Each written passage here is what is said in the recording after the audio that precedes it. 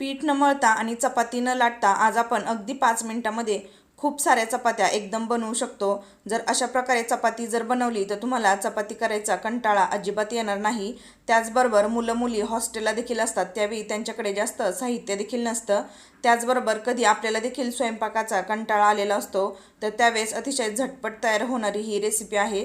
चला तर मग आपण लगेच रेसिपीला सुरुवात करायची आहे। तर सगळ्यात अगोदर मी इथे एक मिक्सिंग बाउल घेतलेला आहे। यामध्ये मी 1 वाटी गव्हाचं पीठ घालणार आहे। सोबतच यामध्ये आपण अगदी अर्धा चमचा यामध्ये मीठ घालायचं आहे। आता हे सर्व साहित्य आपण एकजीव करून घ्यायचं आहे। तर या ठिकाणी एकजीव करून झाल्यानंतर यामध्ये आपण थोडंसं करून पाणी घालायचं आहे। तर लक्षात ठेवा, पाणी एकदम जास्त घालायचं नाही, नाहीतर पीठ आपलं पातळ होऊ शकतं। अगदी थोडंसं करून यामध्ये आपण पाणी घालून घेणार आहे आणि याचं एक आपल्याला व्यवस्थित बॅटर बनवून घ्यायचं आहे। तर या ठिकाणी बघू शकता अशा प्रकारे मी विस्करने बॅटर व्यवस्थित मिक्स करून घेतलेला आहे। तर हे बॅटर मिक्स करण्यासाठी आपल्याला विस्करचाच उपयोग करायचा आहे, म्हणजे गुठळ्या व्यवस्थित मोडल्या जातात। तर या ठिकाणी बघू शकता मी इथे 2 वाटीमधील अर्धी वाटी पाणी शिल्लक राहिलेलं आहे, म्हणजे मी 1.5 वाटी पाणी इथं वापरलेलं आहे। तर या ठिकाणी तुम्ही पिठाची कन्सिस्टन्सी बघू शकता। तर अतिशय परफेक्ट असं आपलं पीठ बनवून तयार झालेलं आहे। आता आपण या पिठाच्या चपात्या बनवायला घेऊया। गॅसवरती एक तवा मी गरम करत ठेवलेला आहे। तवा थोडासा गरम झाल्यानंतर यावरती आपण अगदी थोडंसं तेल लावून घ्यायचं आहे। तर लक्षात ठेवायचं, तवा आपल्याला जास्त गरम करून घ्यायचा नाही, अगदी थोडासाच तवा गरम करून घ्यायचा आहे। आता आपण जे तयार केलेलं मिश्रण त्यातील थोडंसं मिश्रण यावरती घालायचं आहे आणि आपण जसा डोसा पसरवून घेतो अगदी त्याचप्रमाणे अशा प्रकारे हे पीठ पसरवून घ्यायचं आहे।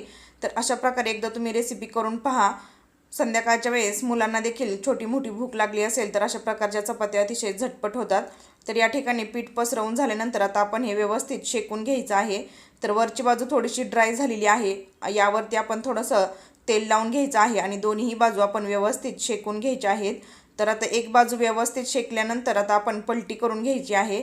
तर या ठिकाणी बघू शकता अतिशय मस्त अशी आपली चपाती बनवून तयार झालेली आहे। आता आपण ही चपाती दुसऱ्याही बाजूने व्यवस्थित शेकून घ्यायची आहे। तर या ठिकाणी बघू शकता अतिशय झटपट अशी आपली चपाती बनवून तयार झालेली आहे। तर अशाच प्रकारे तुम्हाला मी अजून एक चपाती बनवून दाखवणार आहे। तर या ठिकाणी एक चपाती झाल्यानंतर आपल्याला तवा पूर्णपणे थंड करून घ्यायचा आहे आणि नंतरच यावरती दुसरी चपाती घालायची आहे।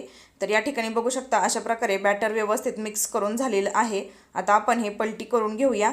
तर या स्टेजला बघू शकता मी व्यवस्थित पलटी करून घेतल्यानंतर चपाती आपली फुगायला सुरुवात झालेली आहे। आता आपण ब्रशने थोडंसं याला तेल लावून घ्यायचं आहे।